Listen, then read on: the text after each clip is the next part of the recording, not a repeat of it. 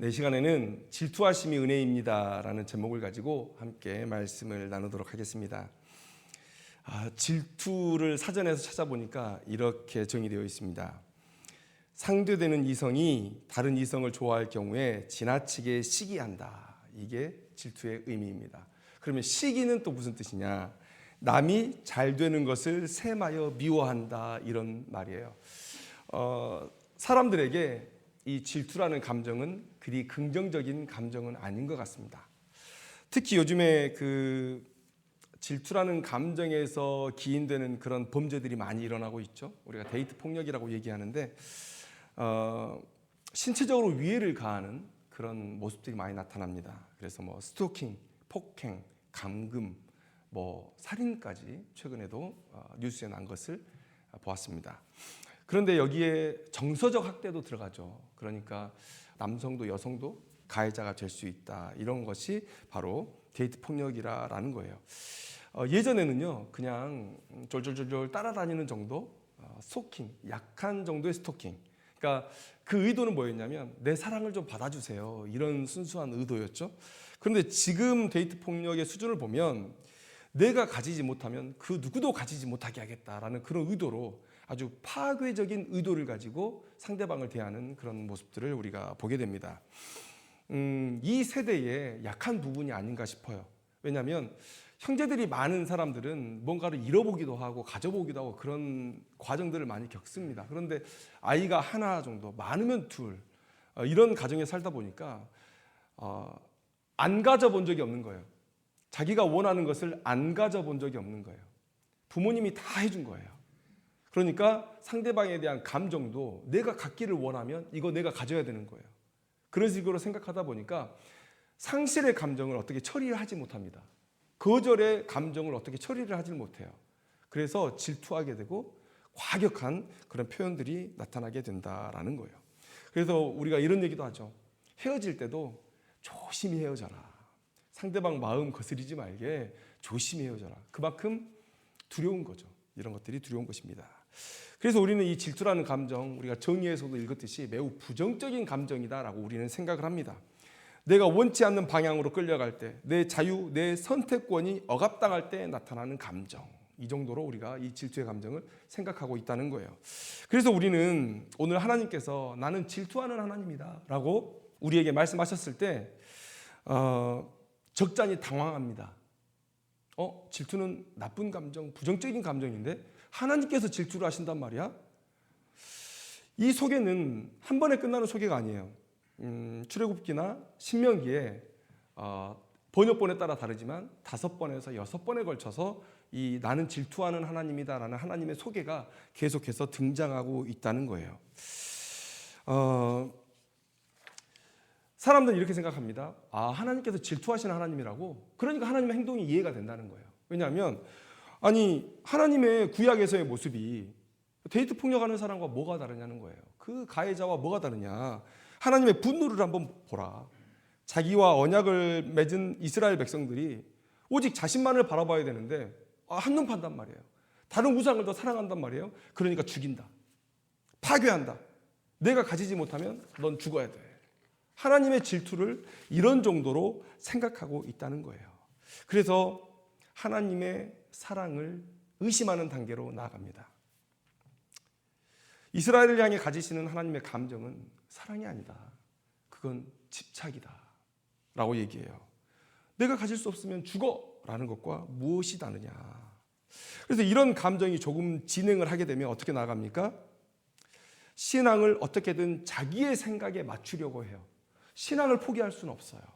그러니까 이 질투의 하나님이다 이런 말씀을 어떻게든 내가 해결을 해야 되는데 그러다 보니까 자신의 생각에 맞게 이 하나님의 소개를 재단하고 타협하는 단계까지 이르게 되는 것이죠.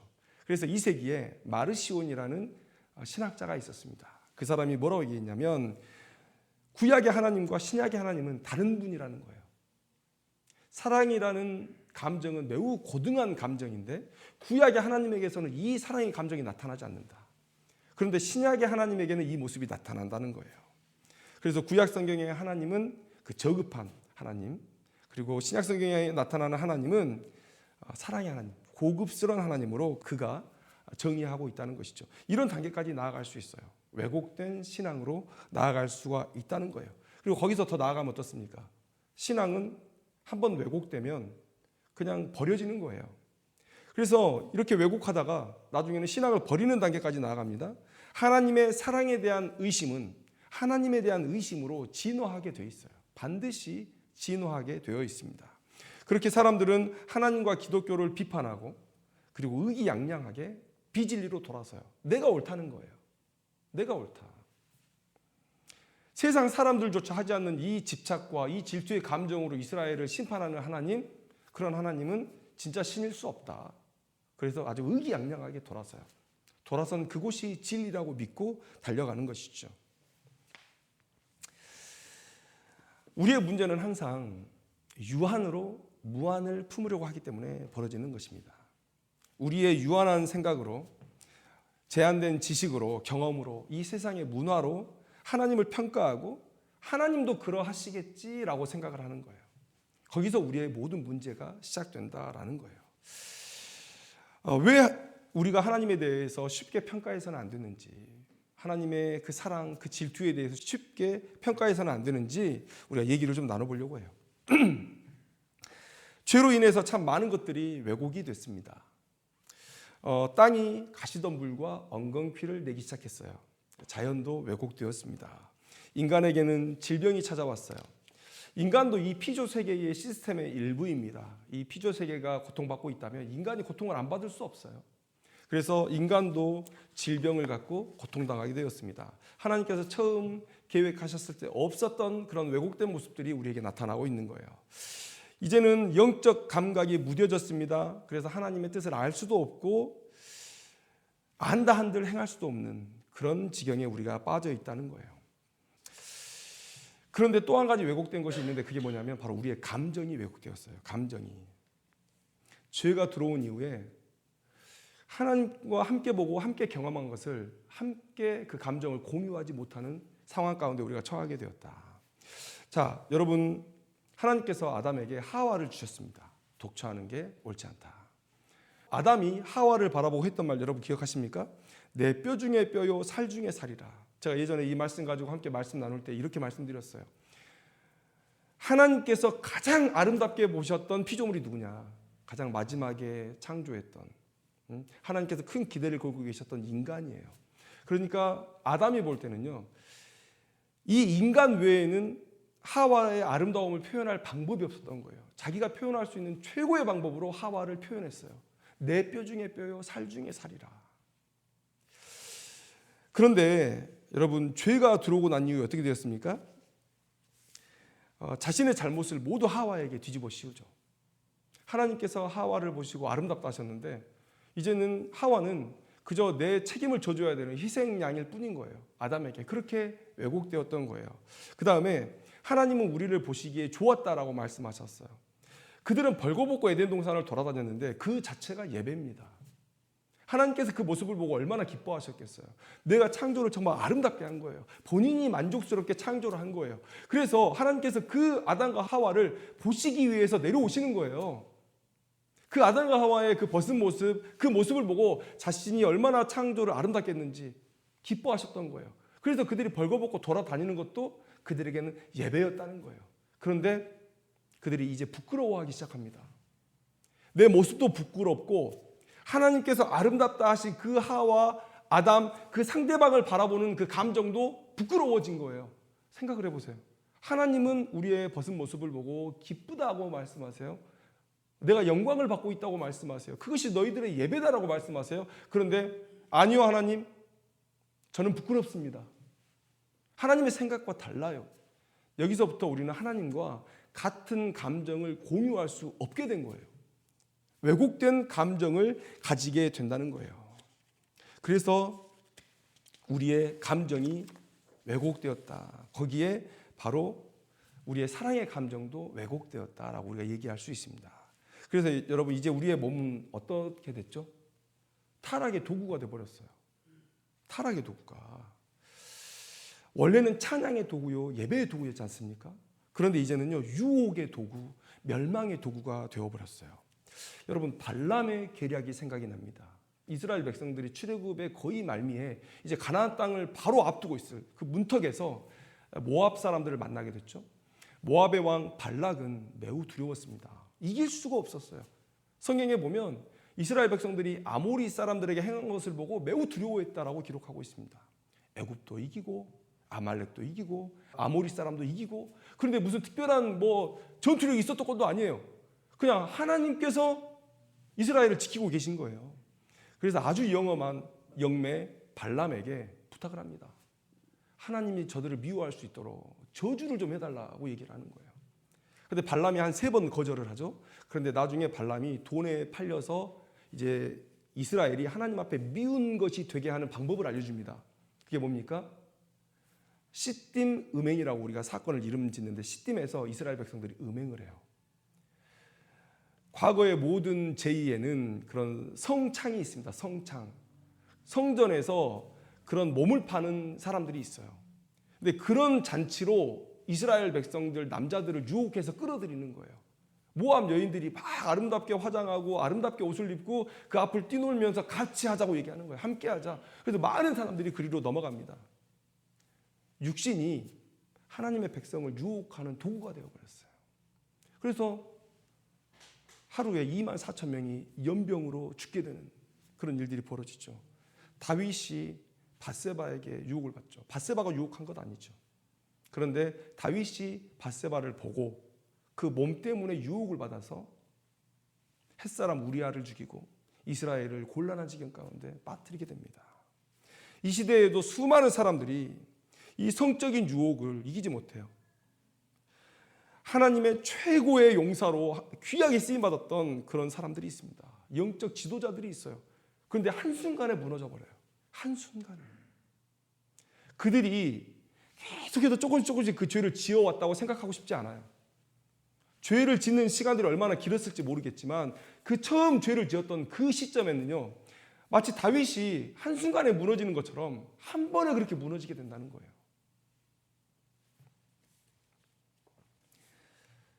이렇게 하나님께서 보시는 그런 아름다운 몸을 우리가 보면서도 그 몸을 보고 하나님을 찬양해야 되는데, 이렇게 아름답게 우리를 창조하신 하나님을 찬양하자.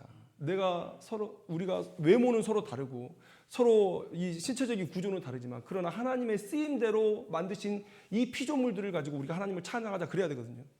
장애를 가졌거나 키가 작거나 못생겼거나 지식이 부족하거나 우리는 하나님께서 만들었던 그 피조물을 바라보면서 하나님의 형상을 바라보고 그리고 하나님을 찬양할 수 있어야 되죠. 그게 하나님께서 우리에게 함께 공유하기를 원하셨던 감정이었던 거예요. 그런데 우리는 하나님과 같은 것을 보면서도 이제 그것을 느끼지 못해요.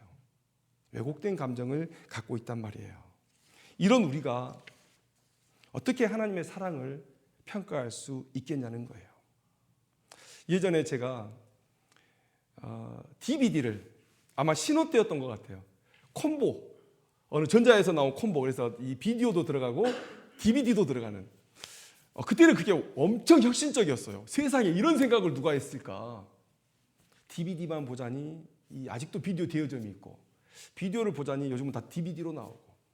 그런데 제가 이제 그걸 보면서 너무 만족해하면서 TV 밑에 있는 그 콤보를 보고 있는데, 그런데 그 TV에서 중국산 짝퉁을 얘기하면서 그 DVD 콤보가 똑같이 나왔다는 거예요. 근데 그 안을 싹 열어본 거예요. 분해를 했는데 우리나라 회사에서 나온 제품들은 뭔가 이렇게 잘 정돈되어 있고 필요한 것들이 다 있어요. 뭔가 복잡해요. 근데 이 중국산 제품 짝퉁을 딱 열었더니 아무것도 없고 그냥 우리 컴퓨터 롬 있잖아요. 롬 그거 집어넣는 거기서 전선 몇 가닥이고 이게 끝인 거예요. 그러니까 겉 모양은 똑같은데 안을 열어보니까 완전 다른 거죠. 그냥 팔고 끝인 거예요. 고장 나도 나는 몰라. AS 없어요. 그런데 저는 우리가 가진 사랑을 가지고 하나님의 사랑을 판단하고 우리가 가진 질투의 감정을 가지고 하나님의 질투를 판단하는 우리들의 모습을 볼 때 마치 이런 모습이 아니냐.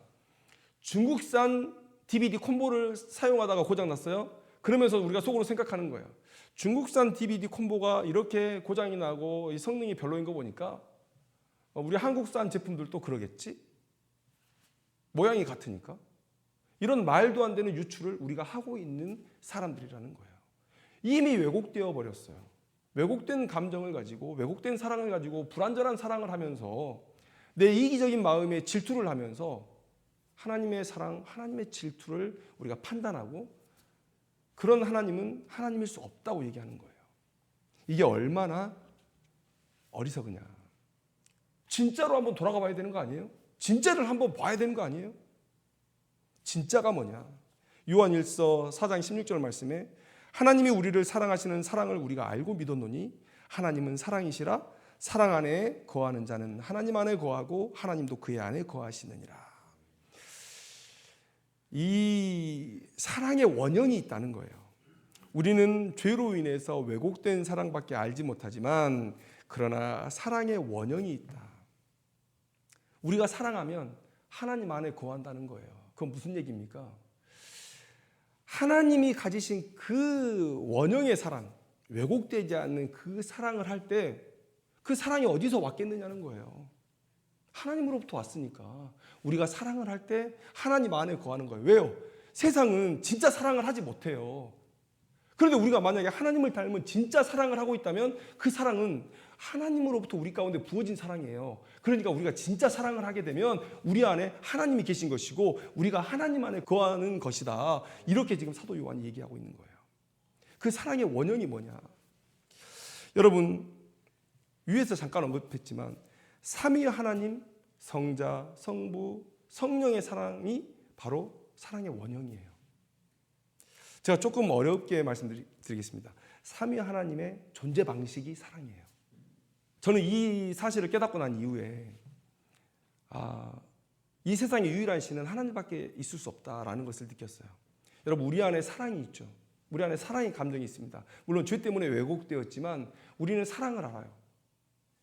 그런데 그 사랑의 감정을 누구도 우리에게 줄 수 없어요. 왜요? 혼자 있는 신은 사랑을 할 줄 모르는 거예요. 이기적인 거예요. 그 시초가 나를 사랑함이었다면 그러면 다른 사람들을 사랑하는 이런 이타적인 사랑은 어디서 온 것일까? 근데 하나님은 삼위로 계셔요. 그분 삼위 간에 아름다운 사랑의 관계가 있었고 하나님께서 그 사랑의 관계를 우리 피조물들 사이에서 구현하고 그 모습 속에서 영광 받으시기 위해서 우리에게 사랑을 주셨다는 거예요. 요한일서 4장 12절 말씀에 어느 때나 하나님을 본 사람이 없으되 만일 우리가 서로 사랑하면 하나님이 우리 안에 거하시고 그의 사랑이 우리 안에 온전히 이루어지느니라. 이 사랑함이 우리가 하나님의 사람이라는 증거라는 거예요. 그래서 여러분, 삼위 하나님과의 관계가 어땠길래요? 그 삼위 하나님께서 함께 협력하시면서 이 세상을 창조하셨습니다. 그리고 인류의 악의 문제를 함께 해결하시겠다고 대화하고 계획하시고 그 일을 추진해 가고 계신 것이죠. 자, 바벨탑을 세우고 있는 인생들을 향해서 이런 기록이 있습니다. 창세기 11장 7절 말씀에 자, 우리가 내려가서 거기서 그들의 언어를 혼잡하게 하여 그들이 서로 알아듣지 못하게 하자 하시고, 하나님께서 아담과 하와가 죄를 지었을 때 에덴 동산에서 쫓아는 내셨지만 그러나 가인과 아벨을 만나 주셨어요. 하나님께서 그들에게 기회를 주신 것이죠.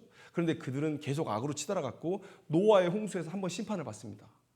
그러면 노아라는 당대의 의인을 데려다가 다시 시작하게 하신 거예요. 다시 기회를 주신 거예요. 그런데 그 끝이 어떻게 끝납니까? 바벨탑 사건으로 끝이 나요. 바벨탑 사건으로. 이제 하나님께서 이 일에 직접적으로 나서셔야 하는 거예요. 그때 우리가 이 삼위 하나님 간에 함께 대화하시고 함께 이 일들을 이루어 가시는 거예요. 완벽하게 한 마음 한 뜻이 되어서 일하고 있는 삼위 하나님의 모습들을 우리가 보고 있는 것이죠. 그래서 하나님께서는 그 사랑을 알게 하려고 가정이라는 공동체를 만드셨어요. 제가 여러 번 말씀드려요. 사랑이라는 그 말과 그 글을 우리가 어떻게 알 수 있어요? 하나님께서 사랑이시라고 하는데 우리가 그 사랑을 어떻게 알 수 있냔 말이에요. 그래서 하나님이 가정이라는 공동체를 만드셔서 맛을 보게 하신 거죠. 남편과 아내의 사랑 속에서 삼위 하나님 간의 사랑을 느끼게 하신 거예요. 우리가 모세는 이혼 증서를 써줘서 이혼하게 하라고 했다고 했죠. 그런데 예수님께서 뭐라고 얘기하십니까? 그것은 니들이 악해서 그런 거야. 그러니까 하나님의 원래 계획 속에는요, 남녀가 헤어지는 그런 생각이 없으셨던 거예요. 삼위 하나님께서 어떻게 헤어지십니까? 그 남녀의 사랑 속에서 우리가 삼위 하나님을 맛보는 거예요. 아, 삼위 하나님 간에는 저렇게 협력하고 계시는구나. 저렇게 하나 되어서 한 몸으로 계시는구나. 삼위, 한 분이시나 삼위로 계신다. 그 한 분의 사랑을 경험하게 하신 거예요. 그리고 아버지와 어머니, 그 자녀와의 관계 속에서 하나님께서 어떻게 우리를 사랑하시는지를 알게 하시는 거예요. 그게 가정의 사명입니다. 가정을 만드신 목적이에요. 그래서 신자들의 가정은 깨지면 안 됩니다. 절대 깨지면 안 돼요. 선교를 나가고 교회에 와서 봉사를 하고, 여러분 그것보다 먼저 될 게 가정에서 바로 서는 거예요. 내 가정을 삼위 하나님 간의 사랑으로 하나님과 우리와의 사랑을 구현하는 그 공동체로 바로 세우는 것, 여러분 이게 우리가 가장 먼저 해야 될 일이라는 거예요. 아까 제가 예배 서두에 함께 기도했던 그 문제의 안타까움이 그것입니다. 밖에 나가서 열심히 선교 다니고 좋은 사람으로 보이는데 힘쓰면 뭐예요? 자기 집에서 자기 아이가 죽어가고 있는데. 그리고 그 사랑을 하나님께서 그렇게 완전하신 사랑, 그 사랑의 원형을요 우리에게 적용을 시키십니다. 그래서 자신의 영광을 우리의 영광과 묶어버리세요. 이게 진짜 사랑이죠. 그게 언약이에요. 언약. 네가 나를 잘 섬기고 온 세상 가운데 우리는 하나님의 백성입니다를 잘 드러내면 내가 너희를 영광스럽게 하겠다는 거예요. 하나님께서 그 언약 속에서 자신의 영광과 우리의 영광을 묶어버리신 거예요. 세상에서 우리가 잘못 살면 하나님의 영광이 실추되는 겁니다. 세상에서 우리가 잘 살면 하나님의 영광이 높아지는 거예요. 하나님의 영광과 우리의 영광을 묶어 놓으셨다는 거예요. 그만큼 우리를 사랑하신다는 거예요. 더 쉽게 말하면 우리가 잘 되도록 하나님께서 일하신다는 거예요. 우리가 잘 돼야 하나님께서 영광 받으시니까. 오직 부모가 자기 자식의 잘됨을 생각하는 것처럼 우리 하나님도 자기 백성이 잘 되는 것밖에 관심이 없어요. 이게 하나님의 사랑이란 말이에요. 내 감정적인 욕구를 해소하겠다라고 다른 사람들을 억압하는 그런 인간적인 왜곡된 사랑이 아니라 하나님은 우리만 생각하고 계신다는 거예요. 우리가 잘 될 것만 생각하고 계신다는 거예요. 그래서 예수님을 우리 가운데 보내신 것 아닙니까? 여러분 생각을 해보세요. 하나님이신 그분이 왜 우리를 위해서 죽으셔야 됩니까? 왜 우리를 위해서 죽으셔야 돼요? 그런데 그런 하나님이요, 우리가 진짜 어떻게 하면 행복한지를 알고 계시고, 그리고 우리의 행복을 성취시켜 주실 수도 있는 능력이 있으신 분이에요. 그러니까 하나님의 사랑은 완전하다. 그래서 우리는요, 하나님께서 나는 너를 독점적으로 소유하고 싶다라고 말씀하실 때 그것을 은혜로 받아들여야 돼요. 세상에 다른 신도 없고, 내가 어떻게 하면 행복할 줄 아는 신도 없고, 그리고 그걸 안다 한들 나를 행복하게 해줄 능력이 있는 신도 없고, 오직 하나님만이 나를 아시고 나의 행복을 아시고 그 행복을 이루어 주실 수 있는 능력이 있는 분이라는 거예요. 그러면 그런 분이 너희는 내 거다라고 말씀하실 때 예 감사합니다 해야 되는 건 아니에요. 이게 하나님의 질투예요. 그런데 여러분, 질투가 안 좋다고요? 질투가 안 좋다고요? 여러분, 질투는요, 하나님께서 우리 수준까지 낮아지심이에요. 하나님께서 오늘 이 말씀을 하실 때 저는요, 제2의 성육신이라고 말씀드리고 싶어요.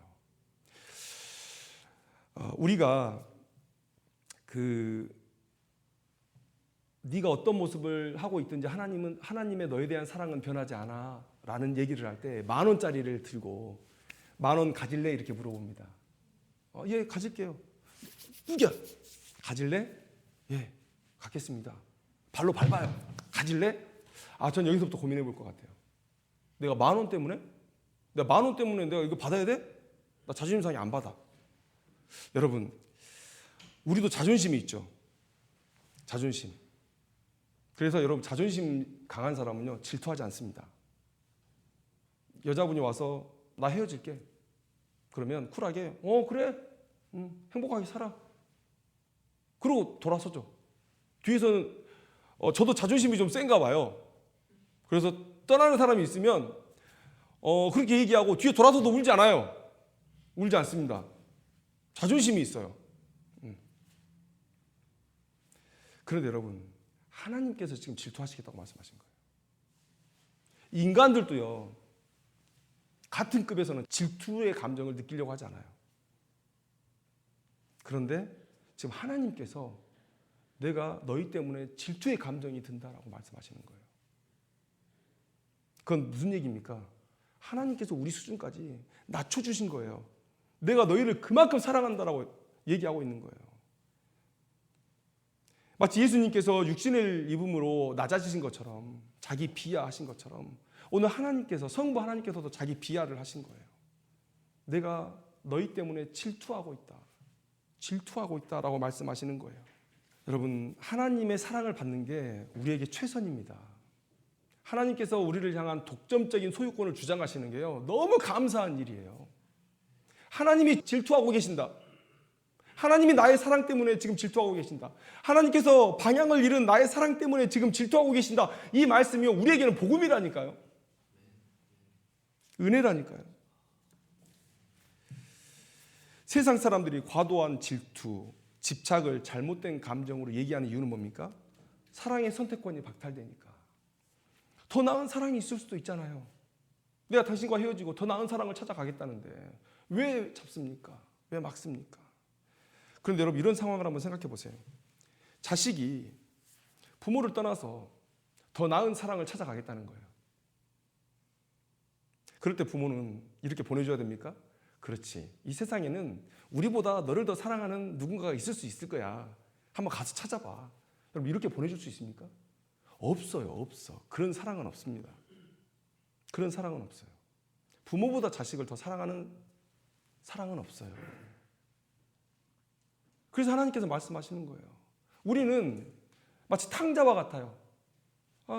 아버지 떠나고 싶어 해요. 그 속박이 싫은 거예요. 그 속박이 사랑인 것도 모르고. 응? 자꾸 떠나려고 한단 말이죠. 그런데 하나님만 아세요. 하나님만 아세요. 너희들에게 선택권이 있지만 그 선택권을 쓸 이유가 없어. 왜냐하면 내 사랑이 사랑의 원형이고 내 사랑이 완벽하고 나보다 너희를 더 사랑하는 사람이 사랑하는 존재가 없기 때문이야. 오늘 하나님께서 이 말씀을 우리에게 해주고 계신 거예요.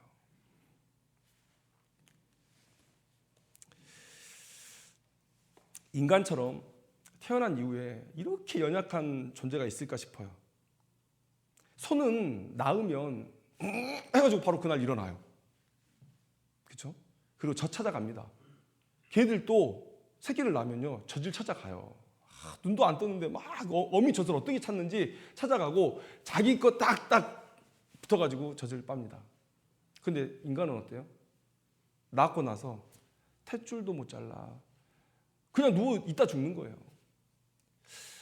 인간만큼 태어난 이후에 연약한 존재가 있을까? 생각을 해봐요. 그런데 왜 하나님께서 인간을 이렇게 만드셨을까? 왜요? 아까 가정을 만든 이유가 뭐라고 했습니까?